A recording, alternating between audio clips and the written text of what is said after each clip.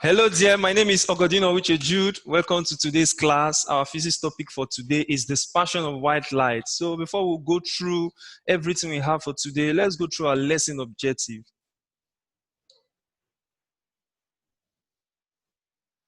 So this is the topic, dispersion of white light.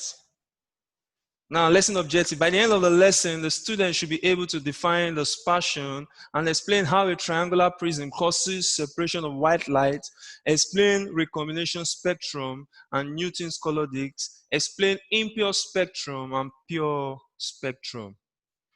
So dispersion of white light. What is the meaning of dispersion? Now, light coming from the sun is seen by our eye as what? A white light, very bright as white.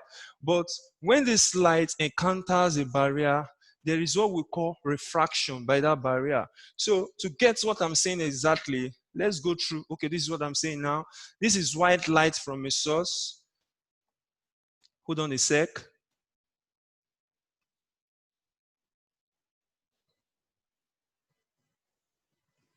All right. So this is the white light coming from a source, whatever source. It can be an artificial source or from the sunlight.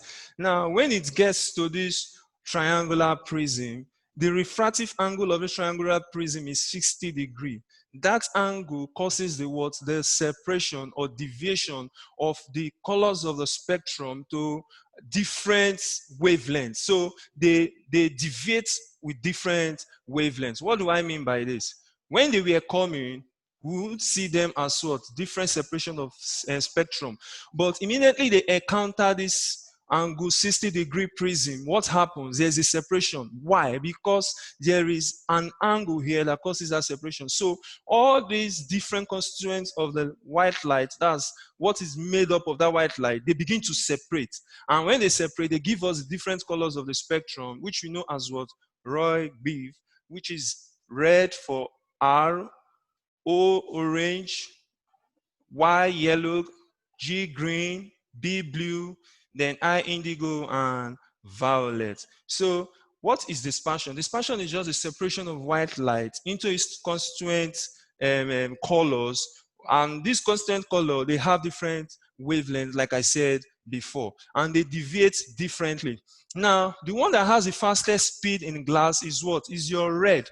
Because of the fast speed, that is why it is not deviated. This word deviate actually means what? Refracted or bending. You remember when we started this term, we said that refraction actually has to do with bending of any wave. And we made mention that in particular, we are talking about light wave. So red deviates least. The highest deviation is experienced by violet. So white light is made up of different colors of light. When it's incident on the glass prism, it produces this color, and it was discovered by Sir Isaac Newton. Now, this is just what you actually need to know very well for your examination. Increase in wavelengths, it increased from red to V. That is, the wavelength starts increasing from red to V to violet, which is R to V. The frequency decreases from R to V. Frequency has to do with what? The oscillation of that particular particular light, or that particular constituent of light, the oscillation per what? Per unit second. So the oscillation in 1 second of a particular wave has to do with what? Frequency. So if you watch my hand carefully, this is something that is actually moving faster. This one should have a shorter wavelength, but what? Higher frequency. So if I do like this, look at this wave now, for example. This kind of wave, it has longer wavelengths, but shorter what? Longer wavelengths, but slower frequency. So the faster the wave, or the longer the wave, that is the wavelength, the slower or the smaller the frequency, but the shorter the wave, the higher the frequency. So the decreasing frequency from red to V, that means R is what? Highest, and this one is what? Lowest. Decreasing. But increasing means that R is the lowest, that's for wavelengths.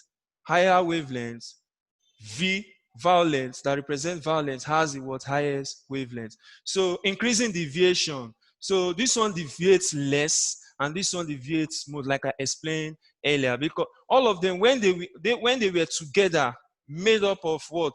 When they were together, mixed as a constituent of white light, where our eyes could not see them, separated differently. They all have the same speed in air, and that is what?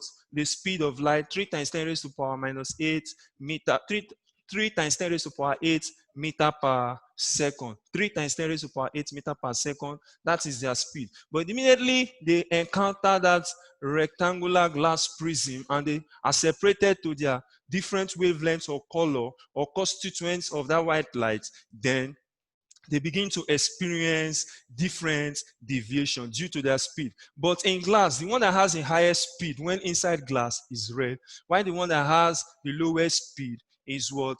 V. So we go to the next slide. We've talked about this. Recombination spectrum.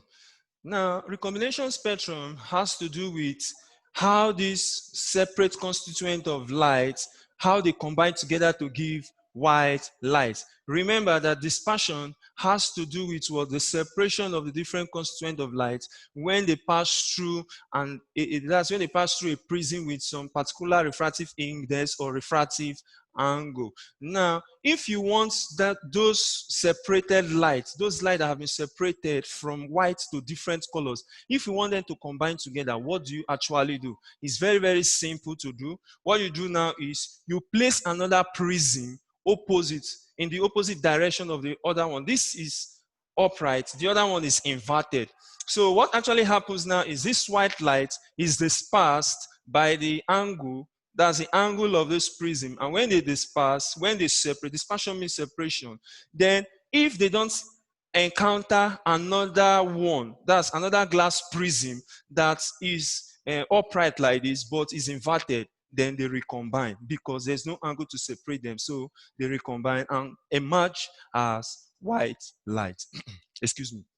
They emerge as what? White light. So this is what is meant by recombination spectrum. White light separated at first when they pass through a triangular prism of a particular refractive angle. Now, if they encounter another one that is what? Turned upside down or inverted, then they come back and recombine as what? Impure white. Not like the white you've seen before, but impure white.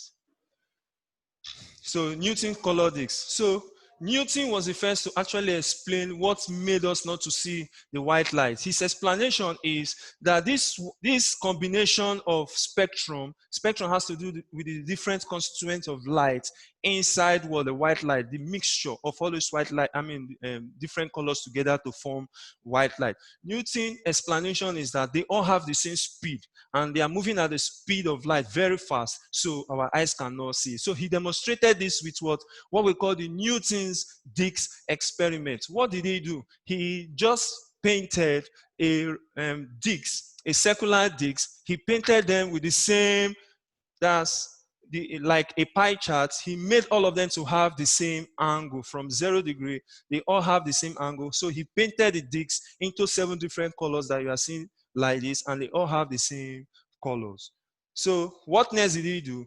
He made sure that the center of this disc, he placed in a rotor or something that can spin very fast. And when it was spinning very fast, everything combined and the eye was seeing it as white. So which goes to what? To explain or support the fact that when they are traveling together with the speed of light without encountering any barrier, then we see them as white, except otherwise separated by what? Triangular prism. So that is the experiment. It was spun very fast. That means it was spinning very fast. And when you look at it, you will see the color again. You see an impure white. So pure spectrum. What is pure spectrum? To get a pure spectrum, all what we have been saying since is what? Impure spectrum. Impure spectrum has to do with the fact that the colors of the spectrum, that's the different colors of white light, they overlap. They don't have distinct boundaries. This one, like red, will be seen a bit mixing with orange and so on and so forth. You cannot actually distinguish the color. But in a pure spectrum, that can be what? Eliminated, or that is not the case. So how do we achieve a pure spectrum? So this is how to achieve a pure spectrum. First, we have a source of white light. Then it must pass through a slit. A slit is just a narrow opening that will not allow for too much separation or deviation of light, or what this thing actually called now? Diversion. Yes, diverging of light. If light diverges too much, then we won't get the actual thing we are looking for. So you need to look for a narrow opening as small as possible so as to allow a small amount of light to pass through. So the first, after your source of light, then you have your slit, the light coming out as a ray of light. The light might not be, this one you are seeing the ray diagram is just to make it simple. The light is still somehow diverging, spreading out. But the function of this biconvex lens or converging lens is to make the rays parallel, is to make all the rays coming from this actual source that is diverging parallel. So that's why you see this parallel beam. Now, when they get to this refractive angle of this triangular prism, what happens? They separate to their constituent color. So to get a distinct color and a spectrum without overlapping, or a spectrum that is not touching each other, what actually happens here is what? You need another converging lens to make them distinct. So the function of this converging lens is to make all the rays that have been what? Separated to fall at a particular point, and they have boundary. When you see red, when on the screen, this is a screen now, on that screen, red is red, no mixture, green is green, all the colors, orange, yellow, and so on and so forth, are there. So for your examination, if you are asked to achieve a pure spectrum, what are the different components you need? The components you need is what? A white source of light, a slit, which is a narrow opening, two converging lenses, then you need a triangular prism of refractive angle 60 degrees, then you need a screen to see what you have projected. So this is a pure spectrum. So impure spectrum, like I said, impure spectrum, on the screen of an impure spectrum, there's no boundary. Every of your color, they begin to overlap on each other. Sometimes, if it's so bad, you won't even, you cannot even distinguish between red, orange, yellow, and so on and so on. So what you actually, how do you achieve this kind of impure spectrum? Is by just, without any converging lens, it will be so impure. What you just have is a source of white light passing through slits, then triangular prism. Then what do you have now? You have red to violet. Don't mind this red diagram that only gives you R to V. It's because there is no much space to do that. So it's just to make the diagram simple enough. We don't need to start writing ray diagrams for red, orange, yellow, and so on. So that's why you always see the first and the last, red and V. So if you look at this spectrum, this spectrum will be impure, meaning they are overlapping on each other. And why is this the case? Because there's no converging lens, especially at this other point, to bring the rays to bring the rays to focus. So the second converging lens in the previous one we just discussed is to bring it on focus. It will make it like a pinpoint focus, no overlapping. There will be boundary, like I said earlier. So there's what we call fairly impure spectrum. In a fairly impure spectrum, which will be better than this one, will be so overlapping that you might not know the difference between all the colors. But if you want a fairly impure spectrum, what do? You place one converging lens here. So I only dealt with, or you are only seeing slide for pure and impure. There's also what we call fairly impure spectrum. So you check your textbook at home, you see the diagram, we just have one converging lens. So with this, I hope you understand what is a pure spectrum, you understand what is impure spectrum, and how to achieve them. The most important thing for your examination is how to actually achieve this spectrum. They will ask you in a pure spectrum, impure spectrum, what are the actual components you need? So that is that for that. Moving on, forms of color. We have three forms of color. We have the primary color, we have the secondary color, and we have the complementary color. So when we talk about forms of color, we're actually talking about when you mix lights together. So if we mix red and green, we have yellow. If we mix green and blue, we have what we call cyan. If we mix blue and red, we have what we call magenta. So when we talk about complementary color, or before we talk about complementary color, let's talk about secondary color. Our primary color is just red, green, blue. So what I explained actually earlier was your what secondary color. So mixture of all this color, red, green giving yellow, green, blue giving cyan, blue and red, magenta is your secondary color. So our primary colors are what? Red, green, and blue. You can memorize RGB to always remember it. RGB. So that is our color. So let's go to complementary color. So complementary color is just an addition of what secondary color with a primary color that is not part of that secondary color to give an impure white. Okay, this is actually what we mean now. If you know yellow is what? Yellow is a secondary color. If we mix blue with yellow, we get white. Cyan is a secondary color. If we mix red and cyan, we get what? White. Green is a primary color, but this is a magenta is what is secondary color. So when we mix magenta with green, we get white. So a mixture of secondary color with a primary color to give impure white is known as what? Complementary colors. So this is actually what we are saying. This is our color circle. This is our green. If you mix green and red, you get yellow for light. This is what we call additive color mixing. You are adding together. If we mix green and blue, we have what we call cyan. If we mix green and blue, we have cyan, like I said. So what else have we not checked? If we mix red and blue, okay, we have what? Magenta. Red and blue, we have what? Magenta. Magenta is like reddish blue. Reddish blue. Okay, so that is what we have. Now, subtractive color mixing. So in subtractive color mixing, what you're actually concerned about subtractive color mixing is if we mix blue and yellow, the color we are going to get is what? Green. Why is that so? Now, you will be surprised to know that blue color, if for blue color accepts all lights, accepts all the light rays except what? Blue and green. What do I mean? For you to understand this very well, let me explain how we see.